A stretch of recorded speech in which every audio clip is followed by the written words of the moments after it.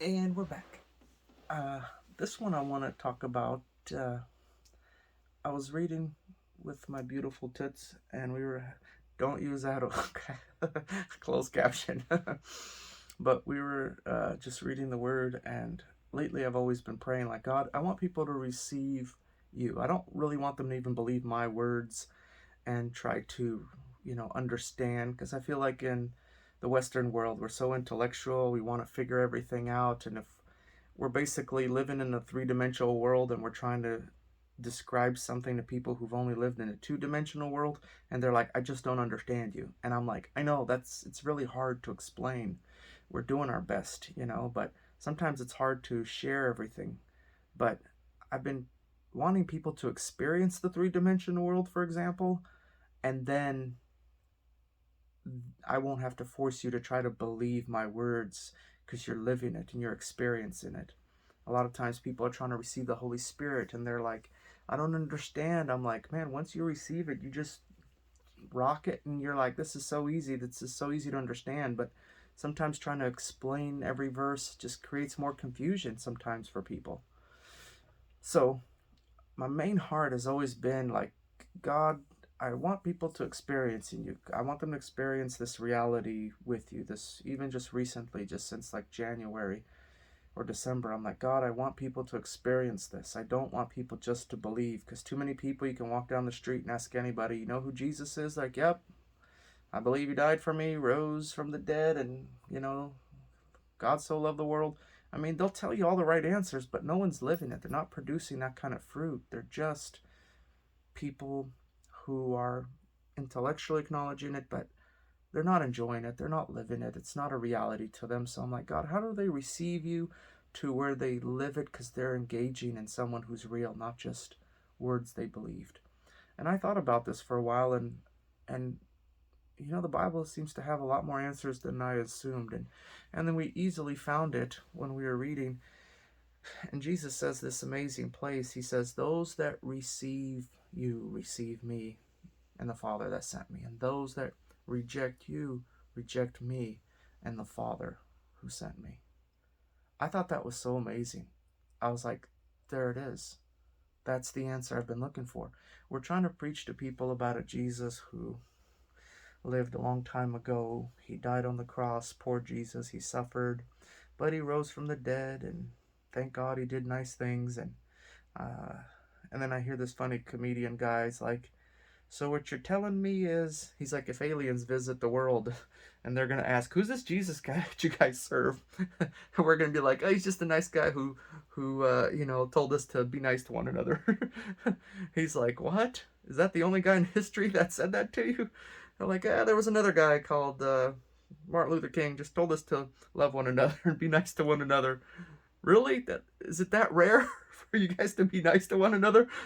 Yeah. Are you guys really that jerks that you need these guys to keep telling you that? You're like, hey, we're not jerks. What'd you guys do to those two guys? You're like, yeah, okay, we're jerks. We need someone to tell us that, because we end up killing the people that tell us to be nice to one another and love one another. Why do we kill the ones that tell us to love one another? Because it doesn't pay for certain kind of mindsets. It doesn't benefit the way the world's moving, to love one another, to not pursue aggression, but to choose love and mercy and humility and meekness. Those are all weak words right now, when those are really the most powerful people on the planet who can love and walk in mercy. And I used to think love was weak, but man, it's the most powerful, strongest force in the universe. Well, I'm going to bring guns and tanks and missiles against you. It's like, by you trying to destroy me, you're destroying yourself. You can't hurt me, you see? Doesn't Proverbs say, he that can control a spirit is greater than he that can take a city? Yeah.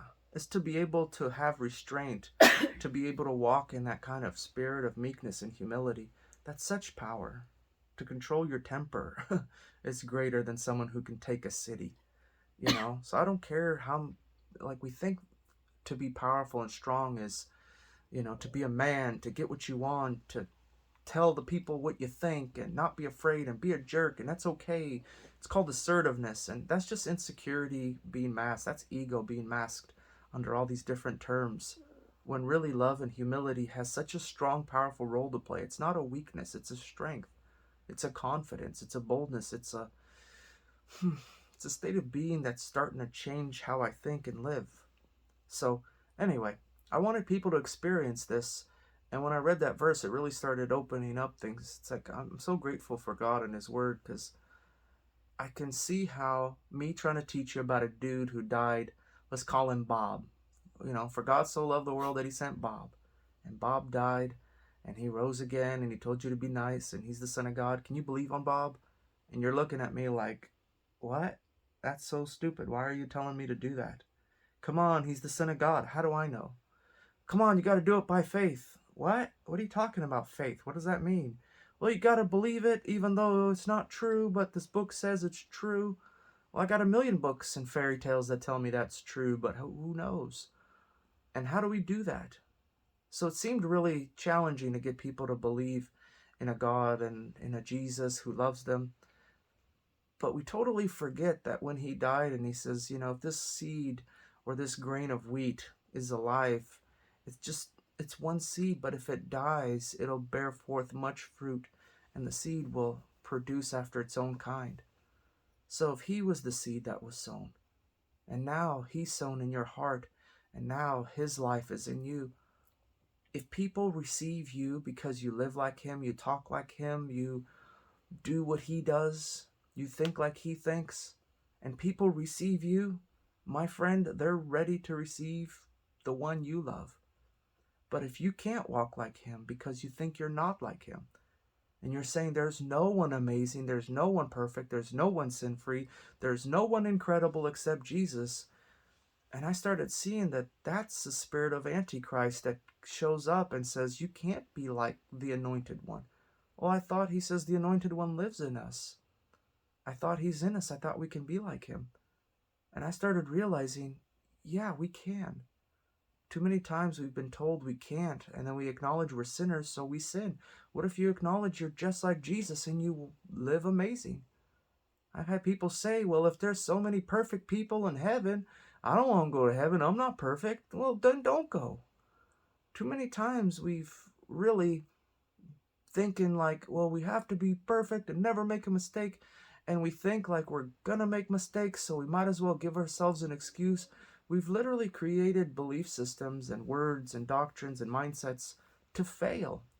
That's why we fail. Instead of believing His word that He's in us, it's enough and we can live free.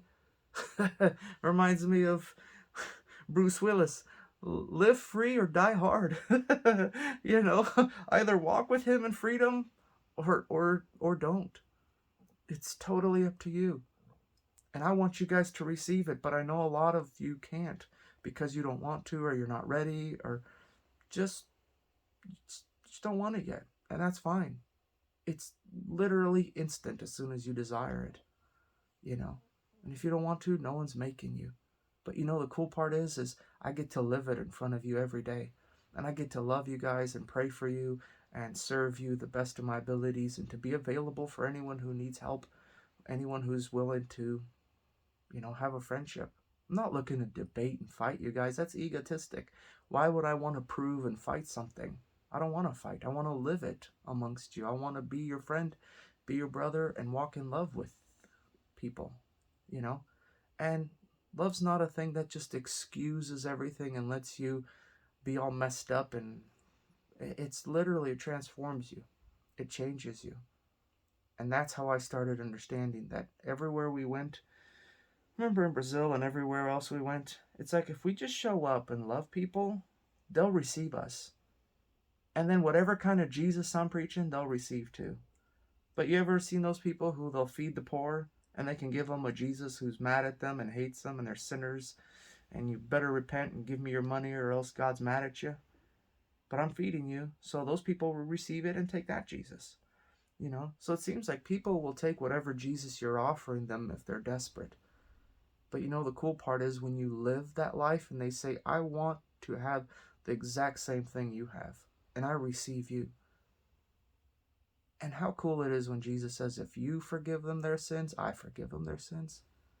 And what's more powerful, to forgive them their sins or to tell them rise and walk and be healed? He's like, it's the same thing. How amazing is that? That he's literally seems like he's given us God power or God ability to walk the way he did, to live the way he did. That's crazy cool to me.